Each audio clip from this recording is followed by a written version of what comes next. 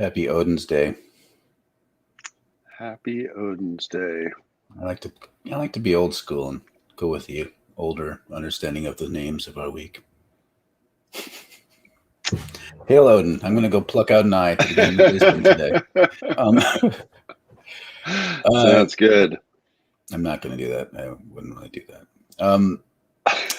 This is Wednesday. This is episode 191. Like 9 away from 200. 191. We always say we're going to do something special for these big occasions like 200, which is coming up. It's like we haven't really ever done it. So I don't know. Like somehow I want to find a way, because 200 is like, that's when sitcoms have episode epic. 200, they do like flashback episodes and they do all kinds of things. So we need to figure it out. Right. We've got 9 episodes to figure it out. Yeah. I sense failure coming, but we could try. It's okay. I'm accustomed to failure. Yeah, there you go. This is my natural habitat. So today we're talking about change. This is the second part of 3. And I guess we can introduce ourselves so people know who's talking to them if they haven't already heard us before. I'm Mark Van Steenwyk. I direct the Center for Prophetic Imagination. And I'm Daniel Wolpert. I direct MICA, the Minnesota Institute of Contemplation and Healing. And hello, Kathleen, and all other folks who are listening, paying attention. Okay. And so on Monday, we talked a lot about philosophies of change, different issues in change. Is there change? Is there not change? A whole bunch of cool stuff. And so I thought that, well, for today, there's one very large area of our lives in which we are actually trained to want change all the time. And so I thought it would be good to talk about that, because it's a very important area of our lives and affects all kinds of things. And that is in the area of stuff. Before we get into that, there's a couple comments I just want to get out of the way, because they're not going to make sense later. But CK says you should do the 200th episode at night and imbibe. It's a pandemic. Day drinking is totally on the table, CK. Really? What is it? Night? What are you, some sort of like night? Some sort of English gentleman? I don't even understand. Gus writes, you're well into the numbers where you should have a noir episode where you bring back a dead character. I don't even know if we've had anyone who's been dead in our show. Maybe we could animate the motionless body of Bubo using magics and sciences together into the state of alchemy. Yeah. We can use alchemy. Or maybe not. Those are some good ideas. Not. Those are great ideas. And resurrection are 2 very good ideas. Drinking and zombies. Yeah. And Wiley's mentioning a favorite author of all time. I'm assuming you're talking about Octavia Butler, the quote. But yeah, so we're looking at change at a different angle today, which is the way in which we experience change all the time, but it's been sort of normalized in what it does to us. Yeah. CK was trying to be respectable.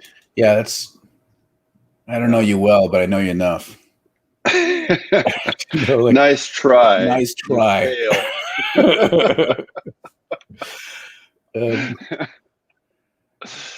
Yeah, so here's a weird thing, right? So a lot of what we talked about on Monday was how hard change was, and how we don't like change, and we resist change, and we try to keep things the same. And but in terms of the logic and the necessity of capitalism, there's one place where we have to want change all the time, right? And that's in terms of stuff. Yeah. We always want the latest, newest thing, right? Like, what's new? You know, what's coming out next season? When's the new iPhone coming out? You know, what's the new gizmo, the new device? You know, when we feel bad, when we get a little depressed, it's like, well, let's buy a new thing. Yeah. And this is one way in which, in fact, if you're not into that kind of change, there's all kinds of insults related to that, right? You're a Luddite. You're back in the Stone Age. You don't want your stuff to change, and that's terrible. I mean, there's so many interesting facets to this idea of change, the dynamism of capitalism that are kind of concealed because we act as though it's normal. So normalized change doesn't feel like change. We were talking about this before. It's kind of like how the state says we don't, like right now, we need curfews so that there's not violence, as though we haven't been experiencing violence. Well, that's normalized state violence that we've been experiencing. And so they don't want this new kind of violence. So it's, but so all these, so, concepts like commoditization or commodification are kind of helpful to think about. So that's the idea in which things that weren't really something you bought and sold now become bought and sold. And so things that used to, even like the simple thing of glass bottles, like think about when you get milk, which I've never experienced this, but I've heard tell. You get milk and you drink it from a glass bottle, leave it, and then the milkman would collect it. And so there's a sense of stability with that. Maybe not good or bad, but it's a sense of place. And then they're like, well, plastic's cheaper. So then there's this disposability starts becoming more and more of the norm. And of course, corporations then pass the buck to us for our choices rather than claiming responsibility for changing their practices. That's a whole other thing. And so this creates this idea that you have to ever consume more things, and we're being bombarded with stuff that's intrinsically disposable now. Right. Or not even, and part of what comes with that disposability is like not even as good. No. Right? And we're told somehow told is better. We're told it's better, but it's not as good. And and there are two examples of this in my life that I think about all the time. So one was this truck that I had. So I had this Toyota truck, and I was trying to think what year it was. It had to have been like an 89 or a 90, maybe. Yeah, maybe a little later, mid 90s, maybe. Maybe even earlier. I don't know. Somewhere around there. Anyway, this was a truck, yes, in ancient times. This was a truck that basically I felt was kind of like the perfect truck. So it was both small and lightweight, but also very strong. Ooh, Deborah's listening. 1988, she claims. I think it was earlier than that, actually. But anyway, it was both strong, but it was lightweight. So for a truck, it got actually really decent gas mileage, had an 8-foot bed, it's 4-wheel drive. It was like this perfect truck, and it wasn't all that expensive. Now, do you think they still make that truck? Of course not, right? Very quickly, they had to make new trucks, bigger trucks, quote, better trucks. They're actually worse trucks, right? But the problem is that our economic system, both in terms of employing people, right, employing engineers, employing factory workers, employing all, they've got to scrap that model and make other new models that are bigger and better. But they're not bigger or better. They are bigger. They're not better. I mean, it's the way, like, it's so baked in. Like, our system requires perpetual growth. That's how capitalism functions. Right. It's what drives it. And so it's weird whenever people celebrate bigger numbers in the economy, like especially people who are ostensibly anti-capitalist, are like, Biden has brought new life to the economy. I'm like, I understand you want to get an aha over Trump by saying that kind of thing, but it's really like we can't keep doing this. We're experiencing change, catastrophic change all the time. We're slowly eroding, and so that's a real change. And so somehow when somebody says, "Oh, like we need a revolution," you're like, "Oh, we can't. That'd be violent and bring about unnecessary change or be disruptive change." I'm like, we're already experiencing disruptive change. And it's like, and then the worst thing about this, like, so not only these products are disposable, part of the critique of capitalism is that human beings have become commodities. Yeah. This is where Hannah Arendt calls it super-fluidity. We're superfluous people. You can be, you can talk about the gig economy. Some people use the term the precariat, the proletariat that's precarious. All these terms to say, like, really, you're disposable, and you actually have a price point. And so even you are an interchangeable cog. Like, you don't. We can say there's some benefits to the fact that I know that my grandson is not going to be born probably in Minneapolis and live and die here. Like, that sense of stability. Some mobility is kind of nice, not be locked into a crappy life if somebody doesn't want it. But at the same time, there's a lot lost when the fact is that we don't assume people have a sense of place or a people anymore.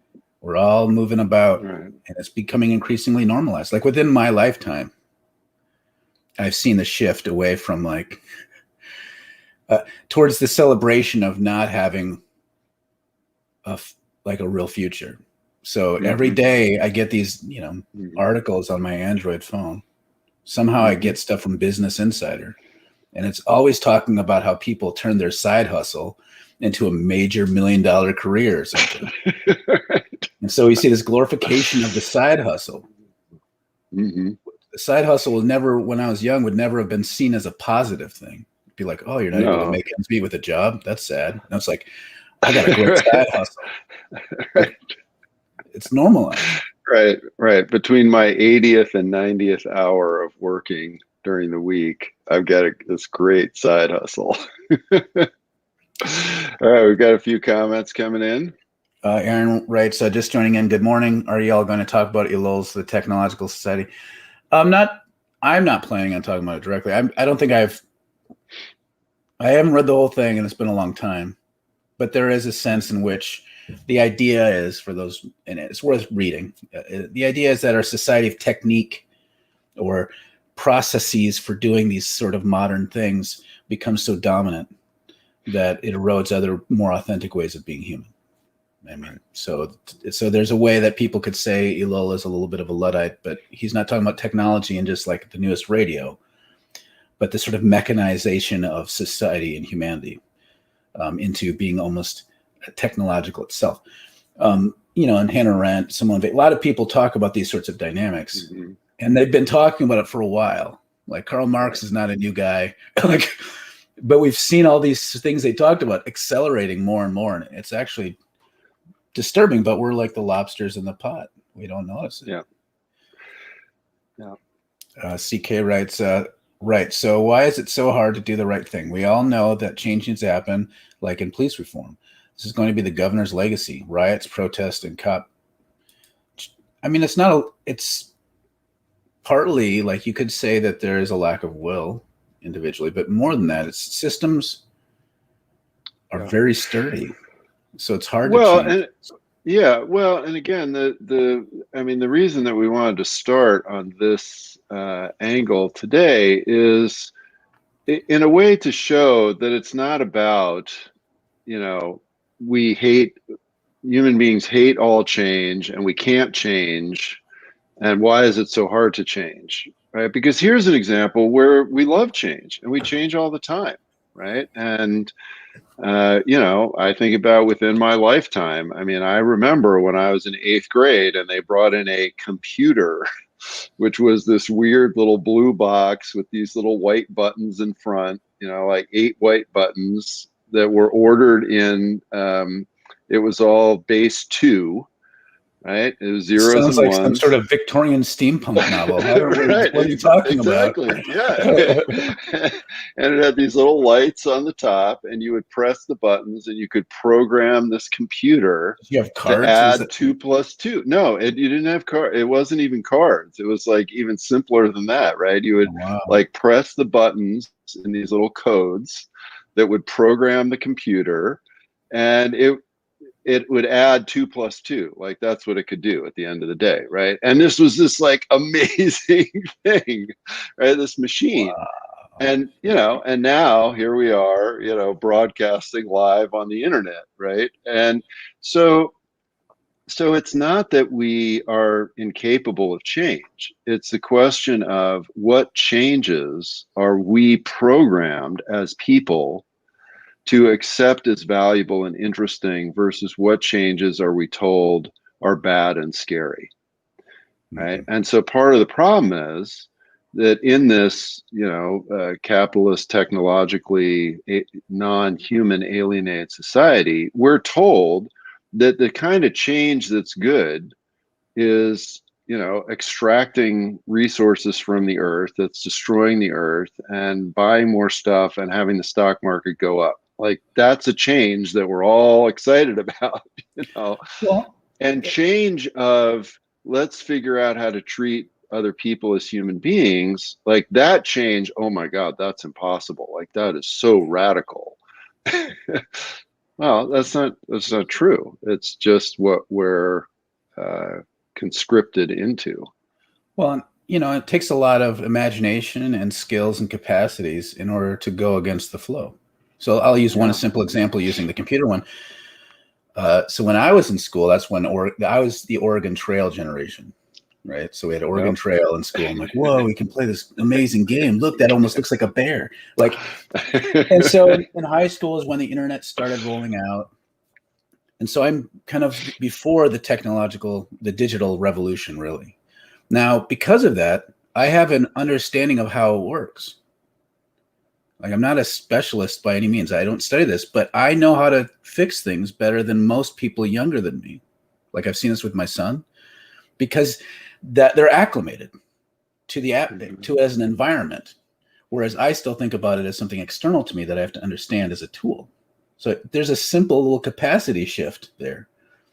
Right. So if he wanted to revolt against it, he would know because like that's part of his environment where it's not really fundamentally part of mine the same way. Like I can opt out without it being as catastrophic to my sense of self and place. So there's that. But then, like, let's say you do recognize there's something needs to change, and you can understand how to do it. You're going to find everyone else around you is not really into it. So and it's because we're conditioned, the structures of our society. Man, it's change that way is hard. And so it's not just about like, I'm going to do the right thing. It's like, how do I get a collective of people to have a shared imagination and a set of practices around a thing and then have a shared trajectory? And that's why organizing is hard as hell. Going to these comments. Kathleen writes, Harley doesn't make the best motorcycles, but cashes in on the name. Yeah. I don't know about motorcycles, but something tells me that's true. Or at least that's how most things work. Gus writes, when I worked at a gutter company. Wow, that's a great statement right there. They had a little Mazda pickup that turned over its millionth mile. Holy shit. While it was there. A product that lasts that long doesn't create return customers because it lasts forever. I've heard all sorts of stories like that. Yeah. Absolutely. But people will buy reliability. Sometimes. If they've got that ethic and they're intentional about it. Right. Yeah. Con writes, I've always wondered if we stop making stuff, would our economy collapse? Since there's nothing to buy and sell, then how do we live instead? It's hard to imagine something else besides growing our own food. Right. Yeah. And so that's a great comment because that's exactly true. I mean, right now, if we stopped making stuff, our economy would collapse because that's what it's based on. Right. And as you point out, when you do this self-reflection, you're like, well, how can human beings live? Right? It's unimaginable, right? At this point. And of course, we forget that, human beings lived for about 1.5 million years without a capitalist economy and somehow, made it through the vast wasteland of a non-economic existence. And as a friend of mine who's a great native teacher says, it was great. We hunted and fished and had sex and like life was really fun. And that's what we did. and now we're kind of all just like, oh my God, what would happen if I didn't have to like go to work and make some shitty thing? And, we would all die and starve. And so this is again where certain changes that we're conditioned to make sense to us, and other changes seem literally impossible. But we have to, break out of that. That's a construct, right? That's something we're stuck in. If one set of changes are possible, well, any kinds of sets of changes are possible. Well, and if you get a society that says, look, we don't want to have an economy based on growth and disposability, but on sustainability and making sure needs are met, that's called a planned economy.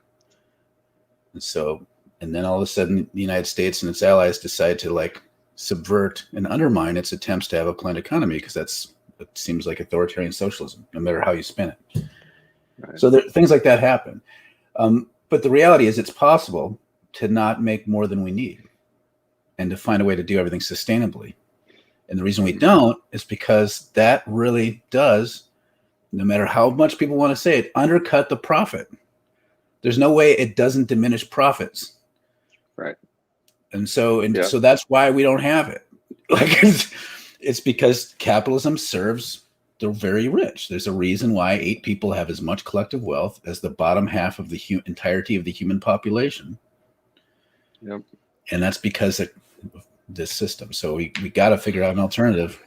Or at least those 8 people live on a colony on Mars, and the rest of us will be living in a zombie wasteland. Aaron says it's kind of boring. I understand. Jacques Ellul, we could blame him a little bit for being dense, and his translators, because he wrote in French. For also not being translated. It could lull you to sleep. Ellul.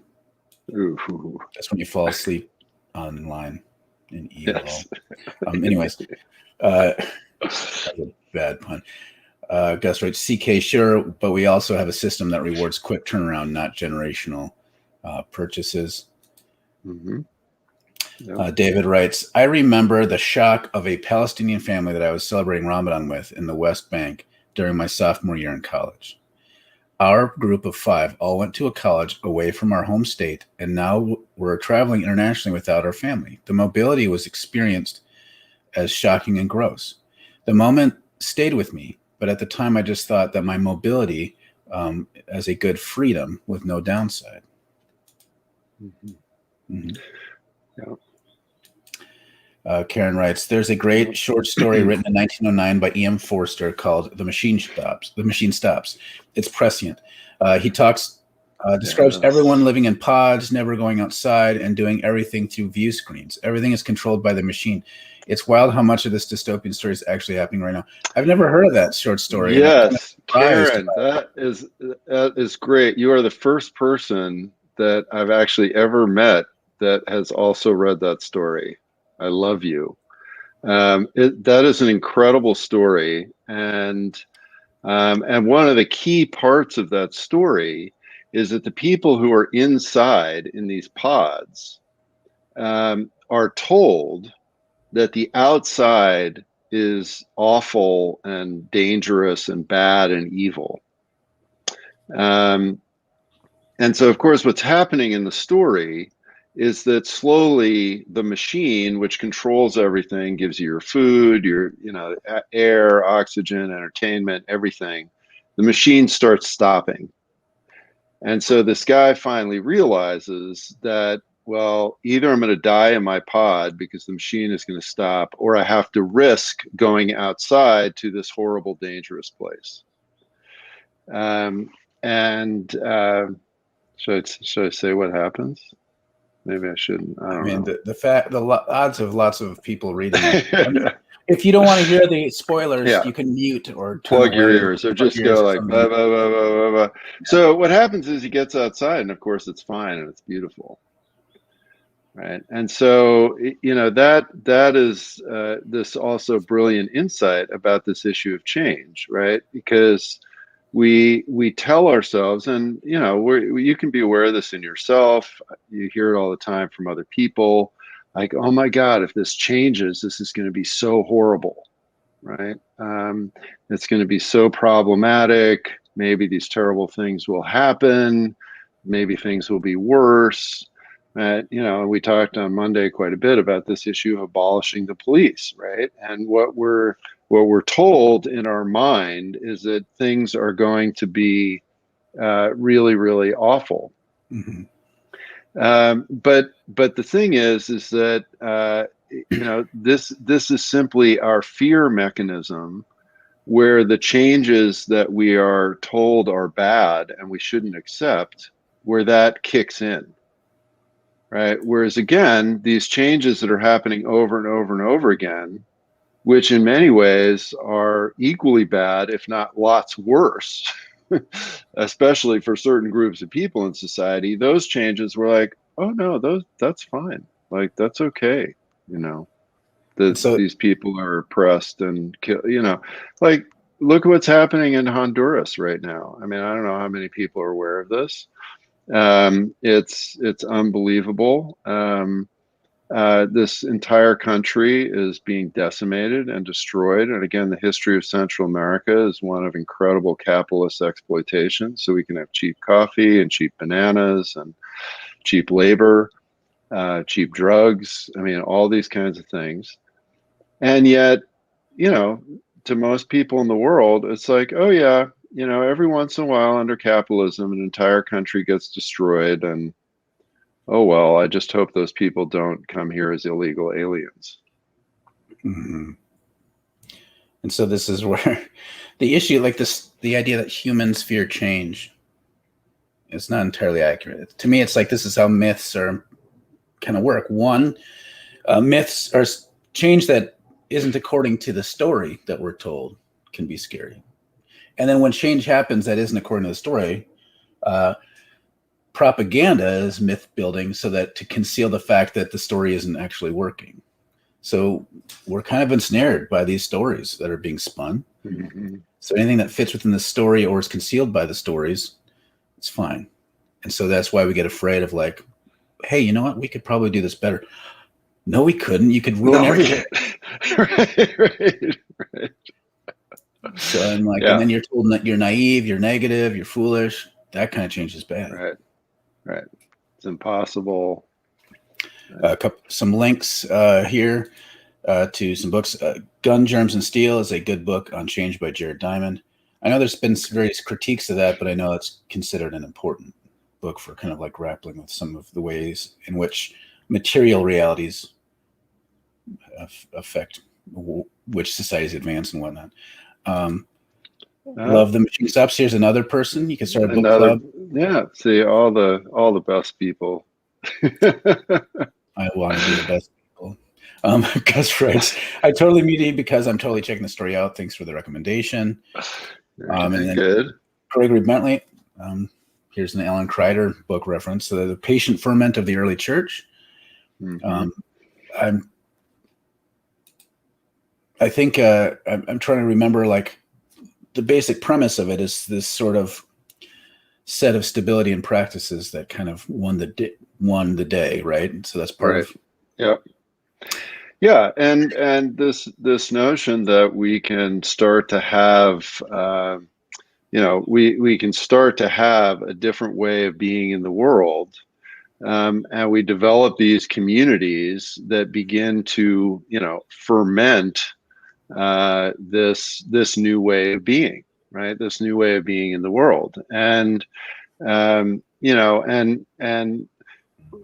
part of what spiritual practice, of course, does is it disconnects us from all of these ways that we are imprisoned in terms of how we understand change, mm-hmm. right? And it begins to allow us to be open to the reality that there's all kinds of change that's possible, right? Mm-hmm. And to realize that we have this, and Ignatius talks about this in terms of spiritual indifference and preference, right? And that we have a certain set of preferences around change, like what change is good, what change is bad, what change is possible, what change is impossible. And so our practice starts to loosen up all of those constrictures. Gregory's got a follow up. We need to put down deep roots in something that is enduring rather than lurching incessantly at everything that is trending. This is where I'm like, on paper, why the church is this amazing idea.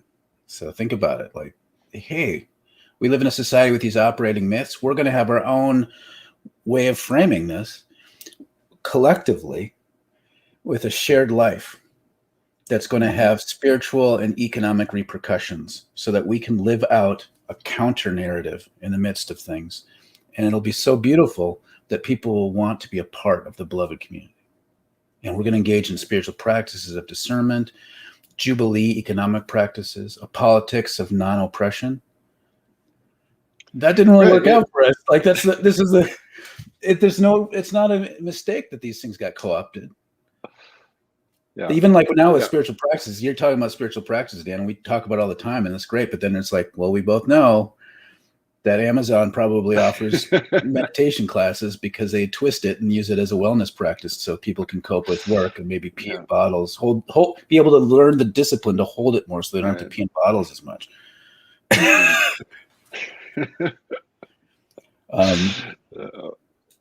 That's a depressing thought. Anyways, Catherine writes, feels like part of the current U.S. capitalist mythology soup is that certain changes won't happen, although we are metaphorically sawing off the branch we're standing on. For example, we'll still always have water to drink, even if we build an oil pipeline through the headwaters of the Mississippi watershed and let Nestle buy the Great Lakes. Right. Yeah, I mean, that's another great angle on it, right? Is that yeah, we're told it's the old thing of like, yeah, everything's going to be fine. Like, just don't worry. Everything's going to be okay. Yeah, you'll still have water, even though we're putting water on the Chicago Board of Exchange. Yeah, it'll be all right. Right. So that's a whole other part of any kind of hegemonic imperial brainwashing is that it has to decouple you from your own human instinct about what's actually going on in the world. Right. And it's this sort of, societal gaslighting. Like, oh, yeah, don't worry about that. Oh, gee, the winter's disappearing. Oh, don't worry about that. That'll be fine. It's like, but again, we're in tune to these changes that are going on, and we can actually begin to trust our own embodiment as to what is good and what is not so good, right? But yeah, we're also suppressed as far as paying attention to what kind of change is really going on that we need to be addressing. Mm-hmm. Sarah's right. So this is why I'm planning to read the I Ching to deepen my relationship to change. Yes. So that's good. It's interesting. Like one of the ideas that's often thrown out, like Simone Weil talks about this, about freedom, how we're often, and other people talk about this too, we're offered all the sorts of freedoms that are very superficial and not meaningful. And what we need is, in some ways, to be more constrained by what is real and meaningful. And what I mean is this, like, so the costs to this are hidden, this capitalist stuff. And if we actually lived within a way of living that was actually right-sized, it would feel constraining to us. So a good example, I saw this commercial, and this is an innovation, and it's new, and it's a change. This plethora of apps that you can get. So when you go to the pharmacy, you can search for the best price, which pharmacy has the best price. And this is supposed to help you as a consumer spend less. And this is great. The reason this is happening is because we don't have universal health care. So this thing is being celebrated, like this hyper-consumer approach seems like freedom to us. And we're afraid, this is part of the narrative, of having universal health care because it'll diminish our freedoms, because it'll no longer be an industry. The amount of assumptions you have to make to see that as more or less freedom is astonishing. And that's what our society does. Like we don't notice the damaging changes, and we see the changes that are offered us as meaningful when they're not meaningful changes. There you go. And all right. Well, that is a perfect lead in to what will be Change and Fascism Friday. Fascism Friday. Everyone's favorite day of the week. Yeah. All right. Well, great to see and hear from everyone. Mm-hmm. And we'll see you Friday. We'll see you Friday. All right. Bye.